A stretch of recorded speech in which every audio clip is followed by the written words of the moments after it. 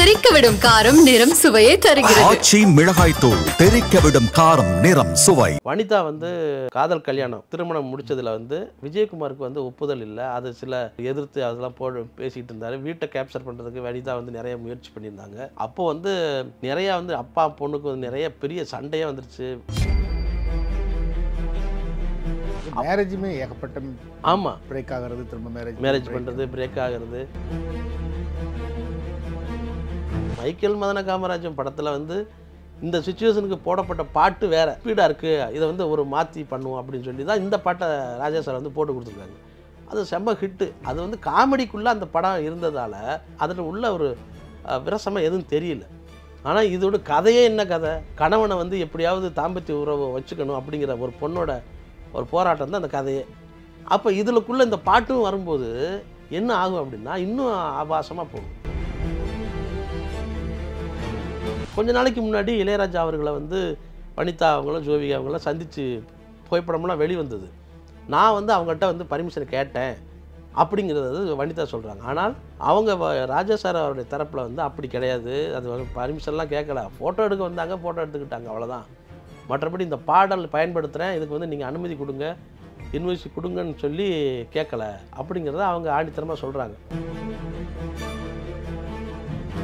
பாட்டை யூஸ் பண்ணது காப்பிரைட் பிரச்சனை அப்படிங்கிறது ஒரு பக்கம் இருக்குது. புதுசாக இன்னொரு குட்டதிக்கு போட்டாங்க, நாங்கள் உங்கள் வீட்டுக்கு மருமகளாக போக வேண்டியவள், அவங்க வீட்டில் தான் நான் வளர்ந்தேன், எனக்கு அந்த உரிமை, நான் மருமகளாக போகிறவளுக்கு போயிருக்க வேண்டியவளுக்கு எனக்கு அந்த உரிமை இல்லையா அப்படிங்கிற மாதிரி ஒரு கேள்வியை எழுப்புறாங்க. அல்ற வர செய்கிறாங்க. கார்த்திக் ராஜாலாம் இளையராஜா சாருடைய ஒரு சின்ன வடிவம் தான். அவர் ரொம்ப யார்கிட்டையும் ரொம்ப டைப், யார்கிட்டையும் அதிகமாக பேச மாட்டார். அது இந்த பெண்கள் சூழல் இருந்தால் அவருக்கு அது பிடிக்காத, அவர் தனியாக போயிடுவார். இப்படிப்பட்ட கேரக்டர் அவர் அந்த நேரத்தில் வனிதாவை லவ் பண்ணுறேன்னு சொல்லி எதுவும் சொல்லிட்டு இருந்தாரா?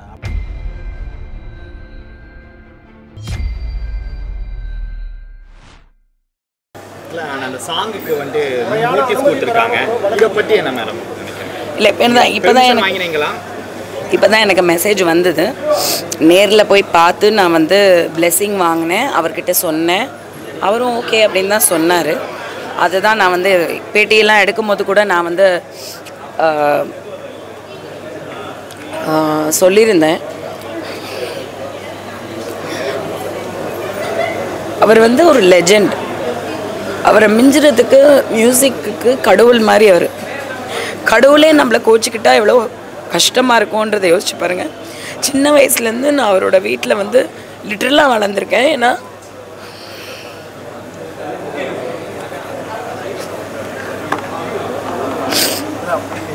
நான் அதே தான் செஞ்சேன். ஏன்னா அந்த வீட்டில் நான் பூஜை பண்ணியிருக்கேங்க. நான் அந்த வீட்டில் லாக்கர் சாவி ஜீவாம்மா கையில் வாங்கி போய் நகையை எடுத்து அம்மன் கிட்ட போட்டு அவ்வளோ தூரம் நான் அந்த வீட்டுக்கு உழைச்சிருக்கேன். அந்த குடும்பத்தில் நான் ஒருத்தி மருமகளாக போக வேண்டியவங்க. இதுக்கு மேலே நான் சொல்ல முடியாது. வணக்கம் கண்ணா. வணக்கம். திரும்பவும் ஒரு திரைப்பட பாடல் காப்பிரைட் பிரச்சனை இளையராஜா சம்பந்தமாக வந்திருக்கு. ஒரு வனிதா விஜயகுமாரோட புது படம் மிஸ்ஸஸ் அண்ட் மிஸ்டர் படத்தில் மைக்கேல் மதன காமராஜன் படத்தில் இருந்த ராத்திரி சிவராத்திரி பாட்டை யூஸ் பண்ணியிருக்காங்க. இவங்க கேட்டுட்டாங்கிறாங்க. பட் இளையராஜா கோர்ட்டுக்கு போயிருக்கார். அந்த பாட்டை எடுத்துடணும், இல்லைனா அதுக்கான நஷ்டஈடு படம் தரணும் அப்படிங்கிற மாதிரி இப்போ எப்படி பார்க்குறீங்கன்னு நடந்தது? இந்த வனிதா சாங்ஸு உரிமை பார்க்குறதுக்கு முன்னாடி வனிதாவுடைய வாழ்க்கை எப்படி இருக்குது அப்படிங்கிறத நம்ம முதல்ல ஆரம்பிப்போம். என்ன சொல்கிறேன்னா, வனிதா நான் நேரடியாக வீட்டுக்கே போய் இன்டர்வியூ பண்ணியிருக்கேன். ஒரு பிரபல பத்திரிக்கையில் வேலை பார்த்துட்டு இருக்கும்போது இங்கே நுங்கம்பாக்கத்தில் லாயலா காலேஜுக்கு எதிர்க்க அவங்க வீடு இருந்தது. அப்போ சின்ன சின்ன குழந்தைங்க, இப்போது வனிதாவோட பொண்ணு ஜோவிகா அவங்களாம் சின்ன சின்ன குழந்தைங்களாம் விளையாண்டுட்டு இருந்தாங்க. அப்போ அவங்க ஹஸ்பண்ட் வேற ஒருத்தரோட இருந்தாங்க. அவங்க எல்லாமே அதிரடி தான். வனிதாவை பொறுத்தளவுக்கு எல்லாமே அதிரடி. அப்பாவை எதிர்த்தா அதுக்கு ஒரு அதிரடி, அம்மாவை பற்றி ஸ்டேட் பண்ண விட்டால் அது ஒரு அதிரடி. விஜயகுமார் மஞ்சுளா அவங்களுடைய பொண்ணு அப்படிங்கிறதுனால அவர் விஜயகுமார் சார் எல்லா இண்டஸ்ட்ரியில் எல்லா பல நட்பு வட்டம் வச்சுருக்கிறவர். அவர் விஜயகுமார்னாலே அவர் பெரிய ஒரு ரொம்ப லிங்க்கில் உள்ளவர், எல்லாரும் கூட நட்புலாக இருக்கவர். ஒரு காலத்தில் ஹீரோவாக நடிச்சிருந்தார். அப்புறம் திரும்ப ரஜினி வில்லனாகவும் விஜயகுமார் ஹீரோவாகவும் நடிச்சுக்கிட்டு நான் டெய்லி பேசிகிட்டு தான் இருக்கேன் விஜயகுமார் அவர்கிட்ட. அப்போ அந்த நேரத்தில் வனிதா காதல் கல்யாணம் திருமணம் முடித்ததில் விஜயகுமாருக்கு ஒப்புதல் இல்லை. அது சில அதை எதிர்த்து அதெல்லாம் பேசிகிட்டு இருந்தார். வீட்டை கேப்சர் பண்ணுறதுக்கு வனிதா நிறைய முயற்சி பண்ணியிருந்தாங்க. அப்போ வந்து நிறையா வந்து அப்பா பொண்ணுக்கு வந்து நிறைய பெரிய சண்டையே வந்துருச்சு. அந்த நேரத்தில் நான் வந்து வனிதா வீட்டுக்கே போய் ஒரு ஒரு இன்டர்வியூ பண்ணேன். அப்போ அவங்களோட இயல்பான குணமே என்னென்னா எல்லாமே அதிரடியாக பண்ணுறது, அழுதா கூட அதிரடியாக அழுகிறது. இப்படி அதான் வனிதாவுடைய கேரக்டர் வந்து இப்படி தான் இருக்குது. இப்போ பாருங்கள், சமீபத்தில் பிக் பாஸ் கூட போன வருடத்தில் வந்து அதுக்கு முன்னாடி வந்து பிக் பாஸில் வந்து கலந்துக்கிட்டு மகளோட கலந்துக்கிட்டு அவங்க பண்ண எல்லாமே அட்டகாசம். ஜோவிகாவுக்கு வெளியிலேருந்து ஆதரவு கொடுத்து அதுக்கு ஒரு ஆர்மி ரெடி பண்ணி அவங்க நீ வாடா பார்த்துக்கலான்னு உள்ளே இருக்கிற பிக் பாஸ் ஆட்களவே மிரட்டி இதெல்லாம் நடந்தது. இதெல்லாம் வனிதா பண்ணிகிட்டே இருந்தாங்க. மேரேஜுமே ஏகப்பட்ட ஆமாம், பிரேக் ஆகிறது, திரும்ப மேரேஜ் பண்ணுறது, பிரேக் ஆகிறது. அதில் வந்து அது அவங்களோட சொந்த விஷயம். கல்யாணம் பண்ணிட்டு தான் ஒரு பொண்ணு கல்யாணம் பண்ணி யாரை கல்யாணம் பண்ணிக்கணும் அப்படிங்கிறது, கல்யாணம் பண்ணிட்டு தான் வாழணுமா அப்படிங்கிறது அவங்க சொந்த கருத்து. அது நம்ம தலையிட முடியாது. அவங்கள திருமணம் செய்து கொள்றதுக்கு எந்த ஆணும் தயாராக இருந்தால் அவங்க கல்யாணம் பண்ணிக்க வேண்டியது, எத்தனை கல்யாணம் வேணால் பண்ணிக்கலாம்.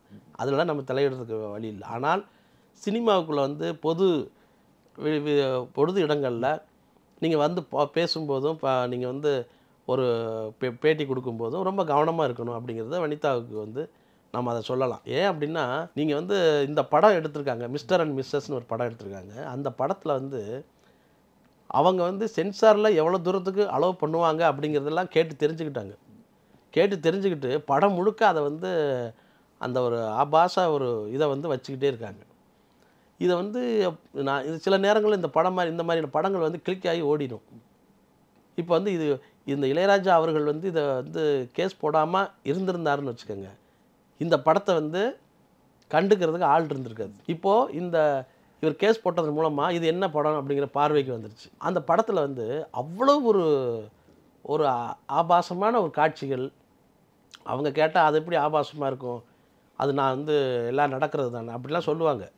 ஆனால் நமக்கு ஒரு ஃபேமிலியோடு நீங்கள் போய் அந்த படத்தை நீங்கள் பார்த்தீங்கன்னா பார்க்கவே முடியாது. நாங்கள் ப்ரிவியூ பார்த்த படங்களில் வந்து பத்திரிகையாளர்கள் பார்த்த படங்களில் வந்து இப்படி ஒரு படத்தை நாங்கள் பார்த்ததே இல்லை. அவ்வளோ மோசமாக வந்து எடுத்திருக்காங்க.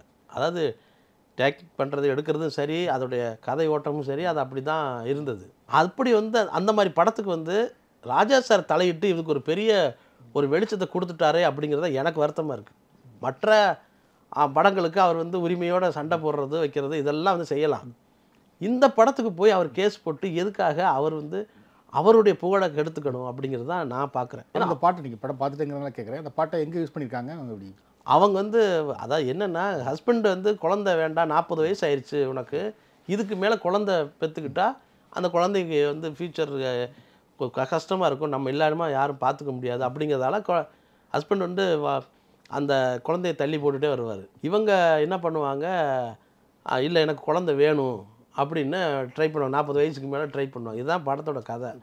அதுக்கு வந்து தாம்பத்திய உறவுக்கு கணவனை வந்து அழைக்கிறது தான் இந்த படத்தோடைய மெயின் கதையே. இந்த கதைக்கு வந்து அவர் எப்படி, ஒருவேளை டாக்டர் என்ன சொல்லுவாங்க, ஒருவேளை உங்கள் கணவனுக்கு வந்து எதுவும் பிரச்சனையாக இருக்குமோ, அதனால அவங்களுடைய உயிரணுக்களை எடுத்து நம்ம சோதித்து அதுக்கு ஸ்டடி பண்ணலாம். இல்லை உயிரணுக்களை எடுத்து உங்களுக்கு வந்து இதை வந்து குழந்தை கருத்தரிக்க செயற்கை முறையில் கருத்தரிக்க 40 வயசு வரைக்கும் அவங்க தாம்பத்திய உறவே இல்லாமல் வாழ்கிறாங்களா சேர்ந்து? இல்லை, அதுதான் வந்து அங்கே படத்துக்குள்ளே உள்ள ஒரு விஷயம். அப்படி ஒரு பட்டம் வந்து இவங்க அந்த உயிரணு எடுக்கிறதுக்கான ஒரு பெரிய ராபர்ட்டை வந்து விரட்டிக்கிட்டே இருக்கிறது தான் கதை. இதில் வந்து அவங்க என்னென்ன மாதிரி பண்ணுறாங்க அப்படிங்கிறது தான் காட்சிகளாக போகுது. அது வந்து நீங்கள் நினைக்கிற மாதிரி அவ்வளவு ரொம்ப அழகியலோடு எடுக்கப்பட்ட படம்லாம் கிடையாது. அது வந்து ஏனோ தானோன்னு ஏதோ போட்டு எடுத்திருக்காங்க. அப்படி எடுக்கப்பட்ட படத்தில் வந்து இந்த பாட்டை வந்து பயன்படுத்தியிருக்காங்க. அவரை அழைக்கிற மாதிரி. ஆமாம், அழைக்கிற மாதிரி. அது இப்போ புரியுதா உங்களுக்கு அந்த எதுக்காக இந்த பாட்டை அங்கே பயன்படுத்தப்பட்டு? இதை விட ஒரு அருமையான சுச்சுவேஷன் ஒரு சாங் வந்து அந்த படத்துக்கு அமையாது. ஆனால் மைக்கேல் மதன காமராஜன் படத்தில் வந்து இந்த சுச்சுவேஷனுக்கு போடப்பட்ட பாட்டு வேறு, கமல் ரூபினி இதுக்கான பாட்டு வந்து வேறு. அந்த பாட்டு வந்து கொஞ்சம் ஒரு தடன்னு ஒரு ஸ்பீடாக இருக்குது, இதை வந்து ஒரு மாற்றி பண்ணுவோம் அப்படின்னு சொல்லி தான் இந்த பாட்டை ராஜா சார் வந்து போட்டு கொடுத்துருக்காங்க. அது செம்ம ஹிட்டு. அது வந்து காமெடிக்குள்ளே அந்த படம் இருந்ததால் படம் முழுக்க மைக்கேல் மதன காமராஜன் வந்து ஃபுல்லாக காமெடி. அப்படி ஒரு படம் இனிமேல் தமிழ் சினிமாவில் வரவே வராது. அந்த அளவுக்கு ஒரு காமெடிக்குள்ளே அந்த பாட்டு இருந்ததுனால அதில் உள்ள ஒரு விரசமாக எதுவும் தெரியல. ஆனால் இதோட கதையே என்ன கதை, கணவனை வந்து எப்படியாவது தாம்பத்திய உறவை வச்சுக்கணும் அப்படிங்கிற ஒரு பொண்ணோட ஒரு போராட்டம் தான் அந்த கதையே. அப்போ இதுக்குள்ளே இந்த பாட்டும் வரும்போது என்ன ஆகும் அப்படின்னா இன்னும் ஆபாசமாக போகும். அதுக்கு முன்னாடியே வந்து படத்திலே வந்து அவள் எப்படி அந்த அந்த கேரக்டர் வந்து வனிதா வந்து ராபர்ட் வந்து உயிரணு எடுக்க ட்ரை பண்ணுறாங்க அப்படிங்கிறதெல்லாம் படத்தில் காமிச்சிருப்பாங்க. அதெல்லாம் ரொம்ப வெளியே சொல்ல முடியாது, அப்படி ஒரு படம் அது. இப்போ இந்த படத்துக்கு வந்து இந்த பாட்டை பயன்படுத்தினது மூலமாக ஒரு பெரிய ஒரு இதை ஏற்பட்டுருச்சு. ஒருவேளை இதுவே ஒரு திட்டமாக கூட இருக்கலாம், இந்த பாட்டத்தை நம்ம பயன்படுத்துவோம். கொஞ்ச நாளைக்கு முன்னாடி இளையராஜா அவர்களை வந்து வனிதா அவங்களும் ஜோவிகா அவங்களாம் சந்தித்து புகைப்படம்லாம் வெளிவந்தது. நான் வந்து அவங்கள்ட்ட வந்து பர்மிஷன் கேட்டேன் அப்படிங்கிறது வனிதா சொல்கிறாங்க. ஆனால் அவங்க ராஜா சார் அவருடைய தரப்பில் வந்து அப்படி கிடையாது, அது வந்து பர்மிஷன்லாம் கேட்கல, ஃபோட்டோ எடுக்க வந்தாங்க, ஃபோட்டோ எடுத்துக்கிட்டாங்க, அவ்வளோதான். மற்றபடி இந்த பாடல் பயன்படுத்துகிறேன், இதுக்கு வந்து நீங்கள் அனுமதி கொடுங்க, இன்வாய்ஸ் கொடுங்கன்னு சொல்லி கேட்கல அப்படிங்கிறத அவங்க ஆணித்தரமாக சொல்கிறாங்க. அதனால தான் வழக்கு வரைக்கும் போயிருக்காங்க, கோர்ட் வரைக்கும். இதில் என்னென்னு சொல்கிறாங்கன்னா, ஏற்கனவே சொல்லிட்டு இருக்கிற விஷயங்கள் தான். சோனிட்ட நான் வாங்கிட்டேன் அப்படின்னு சொல்கிறாங்க. அதுக்கு ஒரு உதாரணம் கூட சொல்கிறாங்க. ஒரு ஃப்ளாட்டை வந்து யார் ஓனராக அவர்கிட்ட தானே வாங்க முடியும். இல்லை இன்னொருத்தர் இடையில வந்து நான் தான் ஓனர்னு சொன்னால் என்ன பண்ண முடியும்? இல்லை இது வந்து நீங்கள் என்ன, அதெல்லாம் பழைய காலம். அது இந்த இப்போ நீங்கள் சொல்கிறீங்கல்ல, இந்த கருத்தை வந்து வனிதா சொல்கிறது வந்து எல்லாம் பழைய காலம். பிரச்சனை வந்து கோர்ட்டில் இருக்குது. எப்படியா இருந்தாலும் இதோடைய முழு உரிமை வந்து இளையராஜா அவர்களுக்கு தான் இருக்குது. நீங்கள் என்ன தான் பணம் கொடுத்து வாங்கியிருந்தாலும் அது ஒரு குறிப்பிட்ட காலகட்டத்துக்குள்ளே தான் அது உங்கள்கிட்ட இருக்கும். நீங்கள் மறுபடியும் திரைப்படத்துக்கு அதை நீங்கள் பயன்படுத்தக்கூடாது. அப்படி நீங்கள் நீங்கள் எங்கே ஆடியோ தானே, சோனி ஆடியோ தானே, அந்த ஆடியோவுக்கு நீங்கள் யூஸ் பண்ணிக்கோங்க. மறுபடியும் அதை இன்னொரு தடவை ரீசேல் பண்ணுறது, அதை மறுபடியும் திரைப்படத்தில் வச்சிங்க அப்படின்னா இளையராஜா அவர்களுடைய வேலையை செய்த உழைப்பை வந்து நீங்கள் அவமதிக்கிறீங்கன்னு அர்த்தம் ஆகும். அப்போ நம்மளும் இந்த படத்துல வேலை பார்க்க, நம்ம வேலை பார்த்த பாட்டு மட்டும் இருக்கு அப்படின்னு சொல்லி அவர் நினைப்பார்ல. இது வந்து அடிப்படையான ஒரு படைப்பாளிக்கான ஒரு உரிமை. இதெல்லாம் போக நான் ராஜா சார் தரப்பில் நான் என்ன சொல்ல வரேன்னா, இந்த மாதிரி படத்துக்கெல்லாம் போட்டு கேஸ் போட்டு அவருடைய புகழை குறைச்சிக்கக்கூடாது. ஏன்னா அவ்வளோ மோசமான படம் இது, அவ்வளோ ஒரு ஆபாசமாக இருக்குது இந்த படம். கேஸ் போடல அப்படின்னா அப்போ அவங்க பாட்டை அவர்கிட்ட கேட்காம யூஸ் பண்ணியிருக்காங்கிறத அது ஒத்துக்கிட்ட மாதிரி ஆயிரும்ல. சரி, இல்லை அவங்களுக்கு நோட்டீஸ் அனுப்பிட்டு இதுக்கு விளக்கம் கொடுங்கன்னு சொல்லிட்டு அதோட விட்டுரு, ஸ்ட்ரெயிட்டாக கோர்ட்டுக்கு வழக்கு போயிருக்கு. அப்போது இதை வந்து அப்படியே விட்டுறலான்னு அப்படி விட்டாலும் விட்டுருவாருன்னு நினச்சி தான் அவர் வந்து வனிதா வந்து அதை பண்ணியிருக்காங்கன்னு நான் நினைக்கிறேன். ஒரு பாட்டை யூஸ் பண்ணது காப்பிரைட் பிரச்சனை அப்படிங்கிறது ஒரு பக்கம் இருக்குது. புதுசாக இன்னொரு குட்டதுக்கு போட்டாங்க, நாங்கள் உங்கள் வீட்டுக்கு மருமகளாக போக வேண்டியவள், அவங்க வீட்டில் தான் நான் வளர்ந்தேன், அவங்க நகை பெட்டியெல்லாம் கூட என்கிட்ட கொடுப்பாங்க, நான் அதை வச்சு பூஜை எல்லாம் பண்ணுவேன், வந்து ஜீவாம்மா அங்கே எனக்கு சாப்பாடெல்லாம் போட்டிருக்காங்க, வந்து எனக்கு அந்த உரிமை, நான் மருமகளாக போகிறவளுக்கு வந்து போயிருக்க வேண்டியவளுக்கு எனக்கு அந்த உரிமை இல்லையா அப்படிங்கிற மாதிரி ஒரு கேள்வி எழுப்புறாங்க. அல்ற வர செய்கிறாங்க. இதுக்கு மேலே பேசினா தப்பாயிரும் அப்படிலாம் வர சொல்கிறாங்க. வந்து எப்படி பார்க்குறீங்க? இல்லை அதாவது வனிதா வந்து நான் இது சம்மந்தமாக ஒரு வேலை நடந்திருக்கோமோன்னு பல பேர் நான் விசாரிச்சுட்டேன். அதுக்கான ஒரு சுவடு கூட தெரியல. எல்லோரும் சிரிக்கிறாங்க, என்ன இது வந்து என்ன இப்படி பேசிகிட்டு இருக்கு இந்த பொண்ணு அப்படின்னு சொல்லி எல்லோரும் சிரிக்கிறாங்க. அப்போது முதல்ல ஒரு விஷயம் என்னென்னா, ராஜா சார் வீட்டில் வந்து ஒரு ஃபங்க்ஷன் அப்படின்னா சினிமாவில் இருக்க பல பேர் வந்து அந்த வீட்டுக்கு வருவாங்க. இப்போ கொலு வச்சாங்கன்னா திரைத்துறையில் இருக்க அத்தனை பேரும் அவங்க வீட்டுக்கு போகலாம், பத்திரிகையாளர்களும் போகலாம். போய் நீங்கள் அங்கே பஜன் கேட்டுட்டு அங்கே வந்து டிஃபன் சாப்பிட்டுட்டு வரலாம். இது வந்து அறிவிக்கப்படாது. நீங்கள் வந்து தயங்கிக்கிட்டு வெளியில் நிற்க வேண்டிய அவசியமே இல்லை. அவங்களே உள்ளே பார்த்துட்டு போங்கன்னு சொல்லுவாங்க.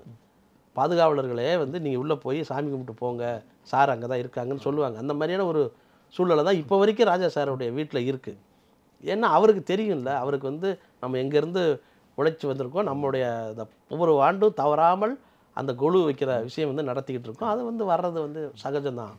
அப்படி தான் வந்து எல்லோரும் போயிருக்காங்க, எல்லோரும் பேசியிருக்காங்க. ஜீவாம்மா வந்து எல்லாருக்கும் சர்வ் பண்ணுவாங்க, எல்லாரையும் ரெஸ்பெக்ட் பண்ணி அனுப்புவாங்க, இதெல்லாம் பண்ணுவாங்க. நீங்கள் வந்து இதுக்காக வந்து சம்பந்தமே இல்லாமல் மாணிக்கங்கிற படத்தில் தான் வனிதா வந்து நடித்தாங்க. மாணிக்கம் வந்து 96 வெளிவந்த படம். அது ராஜ்கிரண் நடித்து பாண்டியன்னு ஒருத்தர் வந்து இப்போ டைரக்ஷன் பண்ணார்.